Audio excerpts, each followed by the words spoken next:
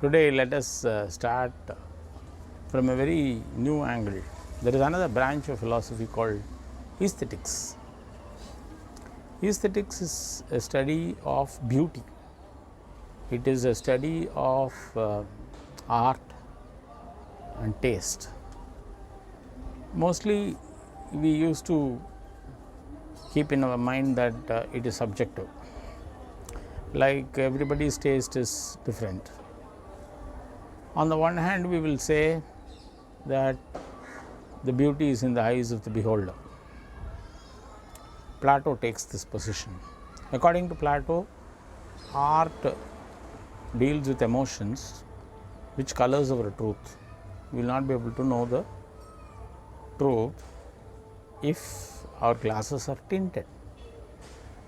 A very strong argument, very valid argument, but at the same time, should we see truth irrespective of emotions? Isn't emotions and feelings a part of truth if we take the whole thing into the picture? Aesthetics talks about two types of beauty. One is man-made, the other one is natural. Now there is beauty in the nature, the sky, the clouds, the sun, the moon, the universe.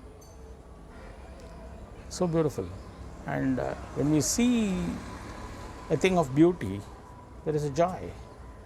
We are able to see that, we are able to appreciate that, and that's a quality. To appreciate beauty is a very important quality of we human beings. So we cannot just like that ignore such an aspect. Having said that, is it in the eyes of the beholder? Then there are hundreds of questions which come to the mind. Why are then some books are sold a lot of copies, some poems are appreciated by many, and some art forms attract a lot of goodwill, like say Mona Lisa, or why certain artists like Picasso are great, why some musicians like Beethoven and not probably a boy next door, or why some actors are considered very beautiful and paid a lot of money. So is there an objective beauty then? There is beauty in mathematics. Einstein says that if I look at an equation, if it is not beautiful, if it is not giving me an emotion, then probably it is not true. So Einstein takes a diametric opposite view of Plato. So we should consider all these things. In continuation with what we were discussing about Carl Sagan and his archetype, there is a connection here. The connection is very interesting here. I want to revisit some of Carl Jung's philosophy here. Carl Jung also talks about the collective subconscious. He says, almost like our computer cloud, there is a huge amount of collective subconscious which holds all the thoughts and emotions of all of us put together out there in the collective subconscious. Now, there is a concept of singularity there. So, if we are in some crossroads, leave the question to the universe, we will be able to get the answer. The universal subconscious gives us an answer.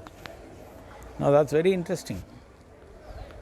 So, I would like to build that into this concept of aesthetics. Now, because it appeals to the universal subconscious, something can be considered beautiful by everybody, thereby it moves from subjectivity to objectivity. So what is the extreme form of subjectivity, therefore will become an objectivity. I'm not coming from democracy. Just because so many people say or claim something to be beautiful. It is supposed, no, I'm not coming there. Please don't mistake me here. What we are trying to say is, we are yet to grasp this idea of taste. In a way, it is like the experimenter being the part of experiment. I see something to be beautiful and I attract that, and that in a way attracts me, in the sense, like what we seek is also seeking us. I wanted to see an alien, therefore an alien also wants to see me. I want to sight an UFO, and therefore an UFO also wants to sight me. Now if you connect this and see aesthetics from the angle of Carl Jung, this does seems to make a lot of sense. There is a lot more work to be done on this, I can understand.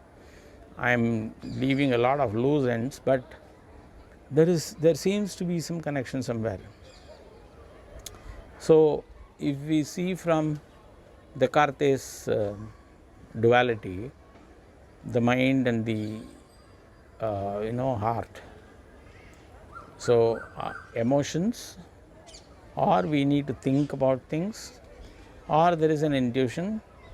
Now when we come to this intuition part of it, probably the singularity or the universal collective subconscious also plays a role, probably. So this makes some interesting connections. So what we are trying to understand is, we are trying to understand that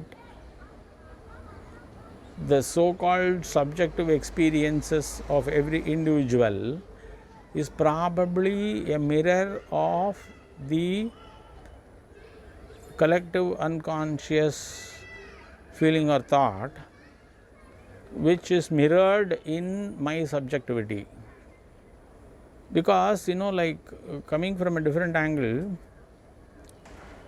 I am not very sure whether what I see and what I feel, in whatever way I try to communicate, may or may not be what you see and what you experience. Say for example, I am seeing a blue shirt there. Now I say that it is blue, and there is a color which is getting impressed in my head, and you also say that probably you are seeing yellow, but you have been taught from your childhood that is blue, and you might be seeing a different color and you call it blue and I also call it blue, and we both assume probably we are seeing the same color, but we may be seeing a different color, and we will never be able to know what you are seeing. I cannot get into you, like Siddha says about Parakavaya Pravesam, out of body experience or something like that, and get into your body to see what you are seeing and probably be able to think whether we see the same thing. So addressing these questions can be categorized as an objectivity in subjectivity, or the complete subjectivity being completely objective. Let's ponder this question further. Let's see how it goes. Thank you.